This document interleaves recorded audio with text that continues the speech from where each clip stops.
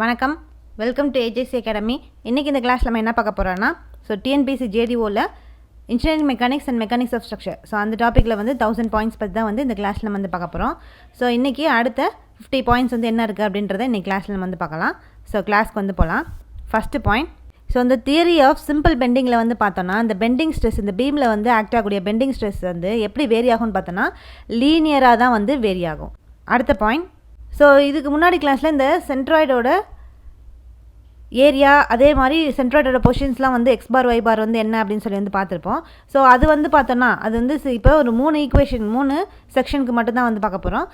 இது என்னென்னு பார்த்தோன்னா, முன்னாடி கிளாஸில் பார்த்தது அது சென்ட்ராய்டோ அதோட பொசிஷன்ஸ் அதோட ஏரியா பொசிஷன் எல்லாமே எதை பேஸ் பண்ணியிருக்கும் பார்த்தோன்னா, டயமீட்டர் பேஸ் பண்ணி வந்திருக்கும். ஆனால் இப்போ பார்க்க போகிறது ரேடியஸை பேஸ் பண்ணி வந்திருக்கும். இப்போ ஃபார்முலா ரேடியஸை பேஸ் பண்ணி, முன்னாடி பார்த்த ஃபார்முலா டயமீட்டர் பேஸ் பண்ணி அதோட எக்ஸ் பார் ஒய் பார், அதே மாதிரி அந்த செக்ஷனோட ஏரியா என்ன அப்படின்னு சொல்லி பார்த்தோம். இன்றைக்கி இந்த ரேடியஸை வச்சு எப்படி area and X bar Y bar centroid position எப்படி இருக்குது அப்படின்றத பார்க்க போகிறோம். 2 ஃபார்முலாவுமே தெரிஞ்சிருக்கணும். ஏன்னா 2 பேஸ் பண்ணியும் கொஷின் கேட்பாங்க. இப்போ இந்த ரேடியஸ் பேஸ் பண்ணி இந்த சர்க்கிளோட சென்ட்ராய்டு என்ன அப்படின்றது பார்க்க போகிறோம். அப்போ சர்க்கிளோட ஏரியா ஆரை பொறுத்து என்னென்னு பார்த்தோன்னா, A = πr². அதோட எக்ஸ் பார் ஒய் பார் வேல்யூ ரெண்டுமே 6.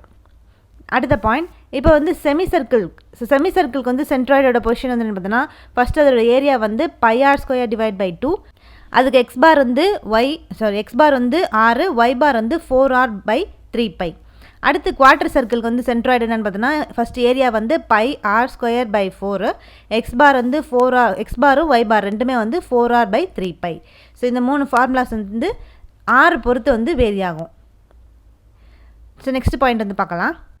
இப்போ ஒரு பாயிண்டில் ஷியர் ஃபோர்ஸ் 0வாக இருந்துச்சுன்னா, அந்த பாயிண்டில் பெண்டிங் மொமெண்ட் எப்படி இருக்கும்னு பார்த்தோன்னா, மேக்ஸிமமாக ப்ரெசென்ட் ஆகிருக்கும்.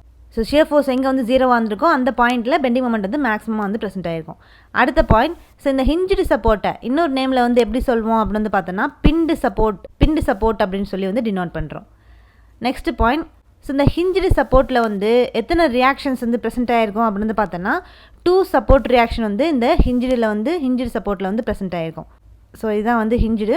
இந்த ஹிஞ்சுடு சப்போர்ட்டில் மொத்தம் எத்தனை ரியாக்ஷன்னா, 1 வெர்டிக்கல் ரியாக்ஷன், இன்னொன்று ஹரிசாண்டல் ரியாக்ஷன். இது 2 ரியாக்ஷன்ஸ் இந்த ஹிஞ்சுடு சப்போர்ட்டில் ப்ரெசென்ட் ஆகிருக்கும்.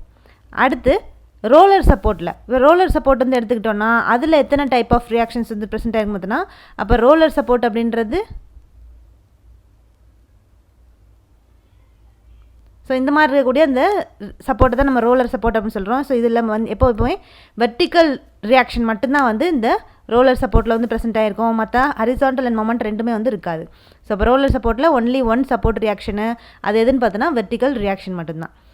அடுத்த பாயிண்ட், இப்போ இந்த கேன்டிலிவர் பீமில் யூடிஎல் ஆக்ட் ஆகுது. அப்படி ஆக்ட் ஆகும்போது அந்த கேன்டிலிவர் பீமோட ஷியர் ஃபோர்ஸ் டயக்ராம் எப்படி இருக்குன்னு பார்த்தோன்னா, இன்க்ளைன்டு ஸ்ட்ரெயிட் லைனாக ப்ரெசென்ட் ஆகிருக்கும். ஒவ்வொரு டயக்ராம் பார்த்தோன்னா, இப்போ simply supported beam, cantilever beam எல்லாத்துக்கும் இந்த ஒன்று ஸ்ட்ரெயிட் லைன் லா பேஸ் பண்ணியிருக்கோம், இல்லை பேரபோலிக் லா இல்லாட்டி கியூபிக் லா பேஸ் பண்ணியிருக்கோம். சில சமயம் கொஸ்டினில் எப்படி கேட்பாங்கன்னு பார்த்தோன்னா, ஸ்ட்ரெயிட் லைன் எப்படி இருந்து ஸ்ட்ரெயிட் லைனாக இருந்துச்சா, இல்லை இன்க்ளைன்டு ஸ்ட்ரெயிட் லைனாக இருக்குமா, இல்லை ஹரிசாண்டல் ஸ்ட்ரெயிட் லைனாக இருக்குமா, இந்த மாதிரியும் கொஸ்டின் கேட்பாங்க. அதனால் எத்தனை டைப் ஆஃப் அந்த கொஸ்டின்ஸ் ரிலேட்டடாக வந்திருக்கோ அது எல்லாத்தையுமே நம்ம நோட் பண்ணி வச்சுக்கணும். அப்போ இங்கே கேன்டிலிவர் பீம் இப்போ ஒரு யூடியில் அந்த பீமில் ஆக்ட் ஆகிருக்கும் போது அதுக்கு ஷியர் ஃபோர்ஸ் டயக்ராம் எப்படி இருக்குன்னு பார்த்தோன்னா, இன்க்ளைன்டு ஸ்ட்ரெயிட் லைனாக ப்ரெசென்ட் ஆகிருக்கும். அடுத்த பாயிண்ட், அப்போ அந்த இன்க்ளைன்டு ஸ்ட்ரெயிட் லைனாக இருக்கும் போது அது எப்படி இருக்குன்னு பார்த்தோன்னா, இந்த மாதிரி இன்க்ளைன்டு ஸ்ட்ரெயிட் லைனாக வந்திருக்கும். அப்போ ஃபிக்ஸ்டு எண்டில் அது எப்படி இருக்கும் பார்த்தோன்னா, WL வந்திருக்கும்.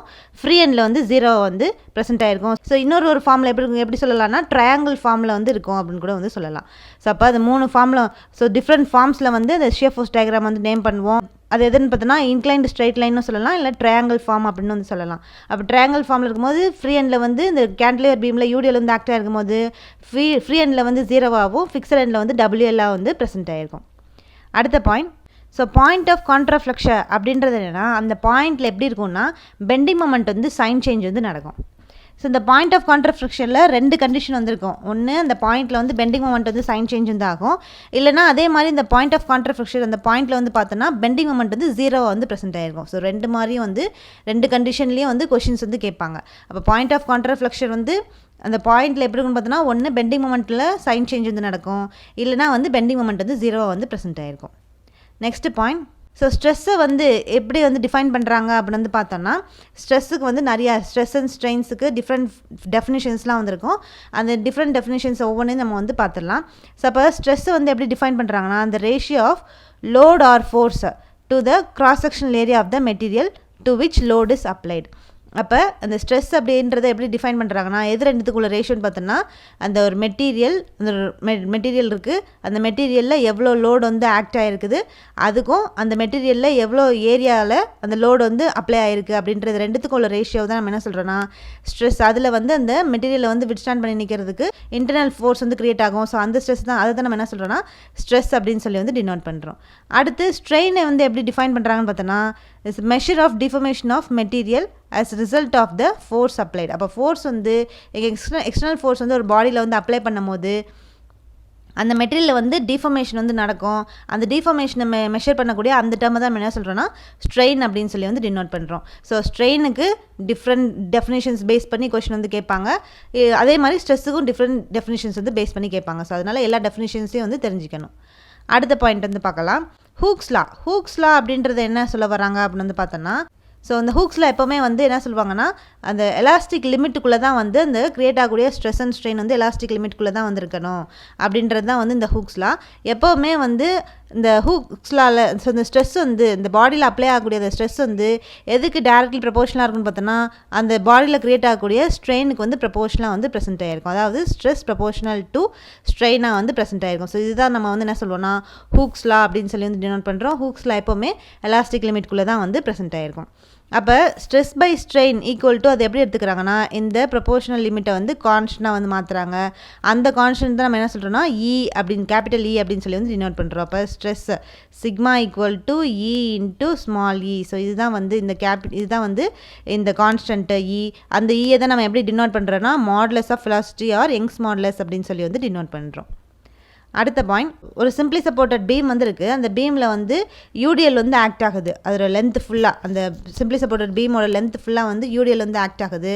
அப்படி ஆக்ட் ஆகும்போது அதோட மேக்ஸிமம் பெண்டிங் மொமெண்ட் வேல்யூ வந்து என்னவாக இருக்குன்னு பார்த்தோன்னா பிஎம் மேக்ஸ், அதாவது மேக்ஸிமம் பெண்டிங் மொமெண்ட், அதுதான் வந்து BM max equal to WL² divide by 8. அடுத்த பாயிண்ட், இப்போ ஒரு சிம்பிளி சப்போர்ட்டட் பீமு, அந்த பீமில் வந்து சென்டரில் வந்து பார்த்தோன்னா பாயிண்ட் லோடு வந்து ஆக்ட் ஆகுது. ஒரு சிம்பிளி சப்போர்ட்டட் பீம் வந்து இருக்குது. அந்த பீமில் வந்து பாயிண்ட் லோடு வந்து சென்டராக வந்து ஆக்ட் ஆகுது. அப்படி ஆக்ட் ஆகும்போது அதுக்கு மேக்ஸிமம் பெண்டிங் மொமெண்ட் வேல்யூ என்னென்னு பார்த்தோன்னா WL divide by 4. Next point, அடுத்து இப்போ ஒரு சிம்பிளி சப்போர்ட்டட் பீம் வந்து இருக்குது. அந்த பீமில் எக்ஸென்ட்ரிக் லோடு வந்து ஆக்ட் ஆகுது. அப்போ எக்ஸென்ட்ரிக் லோடு வந்து ஆக்ட் ஆகும்போது அங்கே பெண்டிங் மொமெண்ட் ஃபார்முலா என்னென்னு பார்த்தோன்னா bending moment maximum bending moment equal to WAB divide by L. அடுத்த பாயிண்ட், ஸோ அடுத்து வந்து இப்போ சிம்பிளி சப்போர்ட்டட் பீமுக்கு மேக்ஸிமம் பெண்டிங் மொமெண்ட் வேல்யூ ஒவ்வொரு கண்டிஷனில் வந்து என்ன அப்படின்னு சொல்லி வந்து பார்த்தோம். இப்போ கேன்டிலிவர் பீம் வந்து எடுத்துக்கிறோம். அப்போ கேன்டிலிவர் பீமுக்கு மேக்ஸிமம் பெண்டிங் மொமெண்ட் ஃபார்முலா இப்போ வந்து கேன்டிலிவர் பீமில் ஒரு பாயிண்ட் லோடு ஃப்ரீ எண்டில் வந்து ஆக்ட் ஆகுது. அப்படி ஃப்ரீ எண்டில் வந்து ஆக்ட் ஆகும்போது அங்கே பெண்டிங் மொமெண்ட் ஃபார்முலா என்னென்னு பார்த்தோன்னா maximum bending moment equal to W into L. அடுத்த பாயிண்ட், ஸோ அதே கேன்டிலிவர் பீம், அந்த கேன்டிலிவர் பீமில் வந்து இப்போ என்டையர் ஸ்பேன் ஃபுல்லாக யூடிஎல் வந்து ப்ரெசென்ட் ஆகிருக்கு.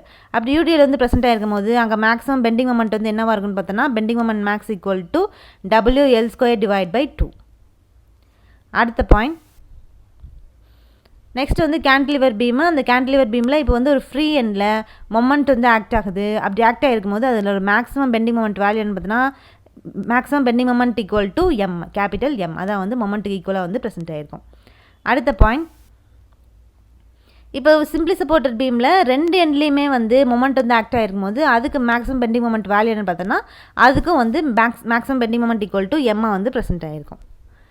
Next point, so eccentric load அப்படின்றது என்னென்னா இந்த காலத்தோட லாங்கிடியூடனல் ஆக்சிஸ்லேருந்து தள்ளி ஒரு லோடு வந்து ப்ரெசென்ட் ஆகிருந்துச்சுன்னா ஆக்ட் ஆகிருந்துச்சுன்னா அந்த லோடு தான் நம்ம என்ன சொல்கிறோன்னா எக்ஸென்ட்ரிக் லோடு அப்படின்னு சொல்லி வந்து டினோட் பண்ணுறோம். ஸோ இதான் வந்து ஒரு காலம் இருக்குன்னா இதுதான் வந்து லாங்கிடியூடனல் ஆக்சிஸ். இந்த லாங்கிடியூடனல் ஆக்சிஸ்லுக்கு தள்ளி ஒரு லோடு வந்து சம் டிஸ்டன்ஸில் அப்படின்ற ஒரு டிஸ்டன்ஸில் ஒரு லோடு வந்து ஆக்ட் ஆகிருந்துச்சுன்னா அந்த லோடை தான் நம்ம வந்து எப்படி சொல்கிறோன்னா எக்ஸென்ட்ரிக் லோடு அப்படின்னு சொல்லி வந்து டினோட் பண்ணுறோம். நெக்ஸ்ட் பாயிண்ட், ஸோ அப்போ எக்ஸென்ட்ரிசிட்டி அப்படின்றது என்னென்னு பார்த்தோன்னா இந்த காலத்தோட லாங்கிடியூடனல் ஆக்சஸ், இதுதான் வந்து இந்த காலத்தோட லாங்கிடியூடனல் ஆக்சஸ், சென்ட்ரல் லைனை தான் வந்து லாங்கிடியூடனல் ஆக்சஸ்ஸு. அதுக்கும் இந்த லோடு வந்து ஒரு சர்டைன் டிஸ்டன்ஸ்லேருந்து தள்ளி ஒரு சர்டைன் ஹரிசான்டல் டிஸ்டன்ஸ்லேருந்து தள்ளி ஒரு லோடு வந்து ஆக்ட் ஆகிருக்கும். ஸோ அந்த டிஸ்டன்ஸ் தான் நம்ம என்ன சொல்கிறோன்னா எக்ஸென்ட்ரிசிட்டி அப்படின்னு சொல்லி வந்து டினோட் பண்ணுறோம். ஸோ இதுதான் வந்து இந்த காலம்னா இந்த காலத்தோட சென்டரில் ஆக்ட் ஆகக்கூடிய அந்த லைனை தான் லாங்கிடியூடினல் ஆக்சிஸ் அப்படின்னு வந்து சொல்கிறோம். ஸோ இந்த லாங்கிடியூடினல் ஆக்சிஸில் வந்து இந்த ஒரு சர்டைன் ஹரிசான்டல் டிஸ்டன்ஸ்லேருந்து தள்ளி ஒரு லோடு வந்து இங்கே இடத்துல வந்து ப்ரெசென்ட் ஆகிருக்கும் பி அப்படின்னு சொல்லி. அப்போ அந்த லோடு ப்ரெசென்ட் ஆகிருக்கக்கூடிய அந்த லைனுக்கும் இந்த லாங்கிடியூடினல் ஆக்சிஸில் இருக்கக்கூடிய அந்த லைனுக்கும் ரெண்டுத்துக்கும் நடுவில் ஒரு ஹரிசான்டல் டிஸ்டன்ஸ் வந்து இருக்கும். அந்த ஹரிசான்டல் டிஸ்டன்ஸை நம்ம என்ன சொல்கிறோன்னா எக்ஸென்ட்ரிசிட்டி அப்படின்னு சொல்லி வந்து டினோட் பண்ணுறோம். இந்த எக்ஸென்ட்ரிசிட்டியை என்ன சிம்பிளில் வந்து சொல்லுவோம்னா ஸ்மால் இ அப்படின்ற சிம்பிளில் வந்து சொல்கிறோம். அடுத்த point, so limit of eccentricity அப்படின்றது என்னன்னு பார்க்கலாம். ஸோ லிமிட் ஆஃப் எக்ஸென்ட்ரிசிட்டி அப்படின்றது என்னென்னா, ஸோ இந்த காலத்தோட சென்டர்லேருந்து இந்த லோடு வந்து என்னென்னா மேக்ஸிமம் டிஸ்டன்ஸ் வரைக்கும் வந்து அப்ளை பண்ணுவாங்க. ஸோ அப்படி அப்ளை பண்ணுவாங்க. எது வரைக்கும் அப்ளை பண்ணுவாங்கன்னு பார்த்தோன்னா, அந்த காலத்தில் எங்கே வந்து டென்சைல் ஸ்ட்ரெஸ்ஸே வந்து ஆக்ட் ஆகலையோ அது வரைக்கும் வந்து இந்த காலத்தோட சென்டர்லேருந்து மேக்ஸிமம் டிஸ்டன்ஸுக்கு இந்த லோடு வந்து அப்ளை ஆகும். அந்த டேர்மை தான் நம்ம என்ன சொல்கிறோன்னா லிமிட் ஆஃப் எக்ஸென்ட்ரிசிட்டி அப்படின்னு சொல்லி வந்து டினோட் பண்ணுறோம். ஸோ காலம் எப்போவுமே எப்படி இருக்குன்னு பார்த்தோன்னா ஒரு கம்ப்ரெஷன் மெம்பராக வந்து ப்ரெசென்ட் ஆகிருக்கும். ஸோ நோ டென்ஷன் கண்டிஷன், அதாவது நோ டென்சைல் கண்டிஷன் இல்லாட்டி நோ டென்ஷன் கண்டிஷன் அப்படின்றது காலத்தில் வந்து சொல்லுவோம். ஸோ அப்போ அந்த நோ டென்ஷன் கண்டிஷன் அப்படின்றது என்னென்னா, ஸோ அந்த காலத்தில் வந்து எடுத்துக்கிட்டோன்னா அங்கே வந்து டென்ஷன் வந்து ஆக்ட் ஆகக்கூடாது. அப்போ சப்போஸ் இந்த காலத்தில் வந்து டென்சைல் ஸ்ட்ரெஸ் வந்து ஆக்ட் ஆகுது, ப்ரொடியூஸ் ஆகுது அப்படின்னா அந்த காலத்தில் வந்து என்ன இண்டிகேட் ஆகுதுன்னு பார்த்தோன்னா ஃபெயிலியர் வந்து அந்த காலத்தில் வந்து நடக்க போகுது அப்படின்னு சொல்லி வந்து அர்த்தம். ஸோ அந்த டைப் ஆஃப் காலத்தை தான் நம்ம என்ன சொல்கிறோன்னா நோ டென்ஷன் கண்டிஷன் அப்படின்னு சொல்லி வந்து டினோட் பண்ணுறோம். ஸோ காலத்தில் எப்போவுமே என்னவாக இருக்கணும்னா கம்ப்ரெஷனாக தான் வந்துருக்கணும். அதனால தான் காலம் எப்போவுமே ஒரு கம்ப்ரெஷன் மெம்பர். அங்கே வந்து டென்ஷன் வந்து க்ரியேட் ஆகக்கூடாது. அப்படி டென்சைல் ஸ்ட்ரெஸ் வந்து அங்கே ப்ரொடியூஸ் ஆகுதுன்னா அங்கே காலம் வந்து ஃபெயிலியர் ஆக போகுது அப்படின்னு சொல்லி வந்து இண்டிகேட் பண்ணோம். ஸோ அதை தான் நம்ம வந்து நோ டென்ஷன் கண்டிஷன் அப்படின்னு சொல்லி வந்து டினோட் பண்ணுறோம்.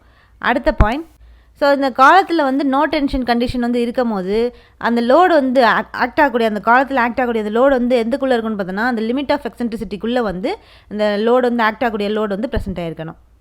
ஸோ டென்ஷன் கண்டிஷன் வந்து அதுக்கு ஃபார்முலா ஃபார் டென்ஷன் கண்டிஷனுக்கு ஃபார்முலா பார்த்தோன்னா eccentricity E equal to, so eccentricity E less than or equal to section modulus Z divide by area of the section A. So இது வந்து tension condition, சரி tension கண்டிஷனோட equation.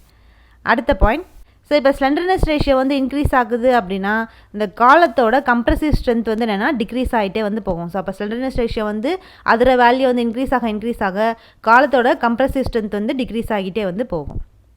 அடுத்த point, so இந்த ப்ரிஸ்மேட்டிக் பீமோட rotational stiffness வந்து எப்படி இருக்கும்னு பார்த்தோன்னா எதுக்கு டேரக்ட்லி ப்ரொபோஷனலாக இருக்கும்னா இந்த கிராஸ் செக்ஷனோட ஏரியாவுக்கு வந்து ஏரியா ஆஃப் கிராஸ் செக்ஷனுக்கு வந்து டேரக்ட்லி ப்ரொபோஷனலாக வந்து ப்ரெசென்ட் ஆகிருக்கும். ஸோ அது எதுன்னு பார்த்தோன்னா இந்த ரொட்டேஷனல் ஸ்டிஃப்னஸ் வேல்யூ.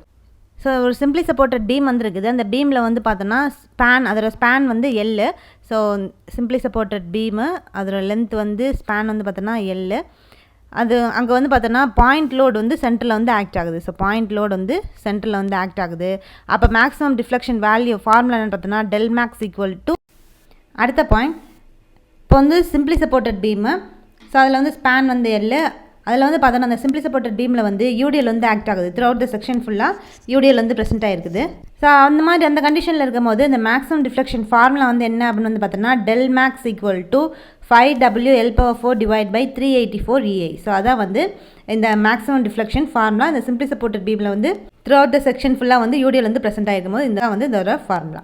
அடுத்த பாயிண்ட், அதே சிம்பிளி சப்போர்ட்டட் பீம் ஸ்பேன் எல்ல மொமெண்ட் வந்து பார்த்தோன்னா அந்த பீமோட சென்டரில் வந்து ஆக்ட் ஆகிருக்கும். ஸோ அப்படி ஆக்ட் ஆகிருக்கும் போது அங்கே மேக்ஸிமம் டிஃப்ளெக்ஷன் ஃபார்முலா வந்து என்ன வரும்னு பார்த்தோன்னா டெல் மேக்ஸ் ஈக்குவல் டு 0 வந்து ப்ரெசென்ட் ஆகிருக்கும். அடுத்த point, so simply supported beam அதில் வந்து மொமெண்ட் வந்து இப்போ ரெண்டு எண்ட்லேயும், ஸோ வந்து சிம்பிளி சப்போர்ட்டட் பீமில் ரெண்டு எண்ட்லேயும் வந்து எண்டு சப்போர்ட்லேயும் வந்து பார்த்தோன்னா மொமெண்ட் வந்து ஆக்ட் ஆகுது. அப்படி ஆக்ட் ஆகிருக்கும் போது அதுக்கு மேக்ஸிமம் டிஃப்ளெக்ஷன் ஃபார்முலா பார்த்தோன்னா del max equal to ML² divide by 8 EI. இதான் வந்து சிம்பிளி சப்போர்ட்டட் பீமுக்கு ஒவ்வொரு கண்டிஷனுக்கு தகுந்த மாதிரியான மேக்ஸிமம் டிஃப்ளெக்ஷன் ஃபார்முலா. அடுத்த பாயிண்ட், இப்போ வந்து எப்படி வந்து டிஃப்ளெக்ஷன் ஃபார்முலா வந்து இருக்கோ அதே மாதிரி ஸ்லோப் ஃபார்முலா வந்து இருக்குது ஒவ்வொரு பீமுக்கும் ஒவ்வொரு கண்டிஷனை பொறுத்து.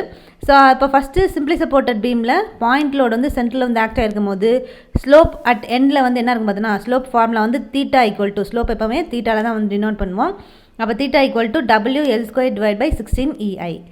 அடுத்த பாயிண்ட், சிம்பிளி சப்போர்ட்டட் பீம் அந்த த்ரூ அவுட் த செக்ஷன் ஃபுல்லாக வந்து யூடிஎல் வந்து ப்ரெசென்ட் ஆகிருக்கு.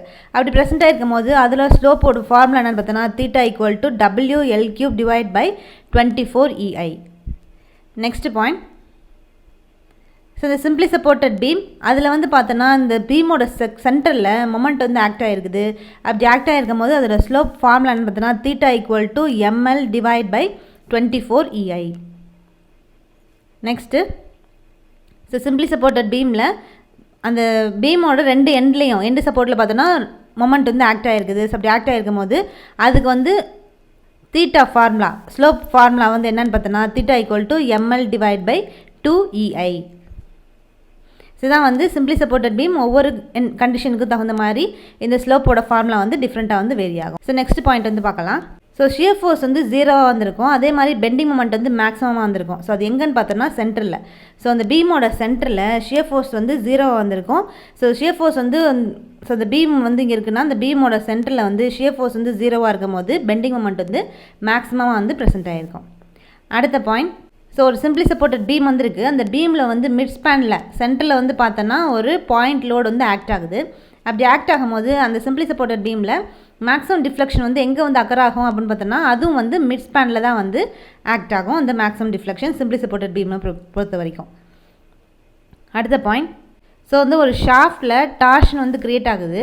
அப்படி டார்ஷன் வந்து க்ரியேட் ஆகிறதுனால அந்த ஷாஃப்டில் எப்போவுமே என்ன ஸ்ட்ரெஸ் வந்து இருக்குன்னு பார்த்தோன்னா ஷியர் ஸ்ட்ரெஸ் வந்து இருக்கும்.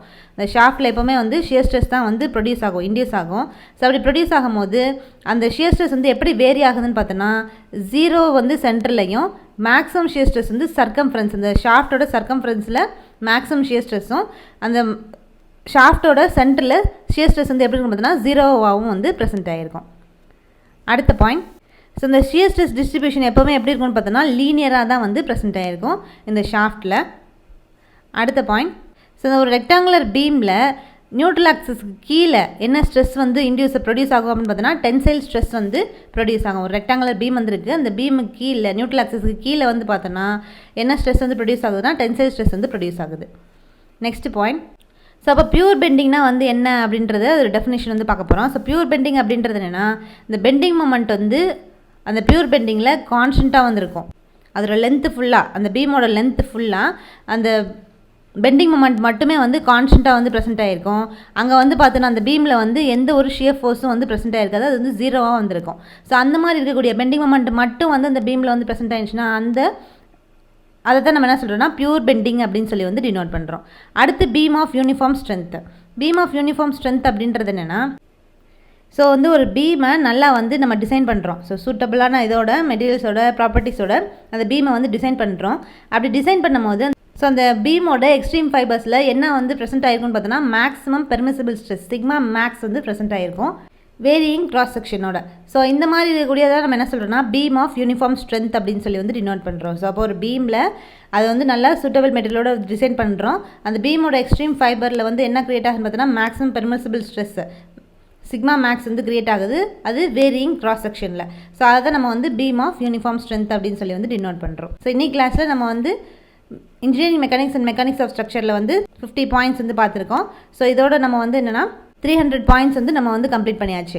ஸோ நெக்ஸ்ட் கிளாஸில் அடுத்த 50 பாயிண்ட்ஸோடு உங்களை வந்து பார்க்கலாம். தேங்க்யூ.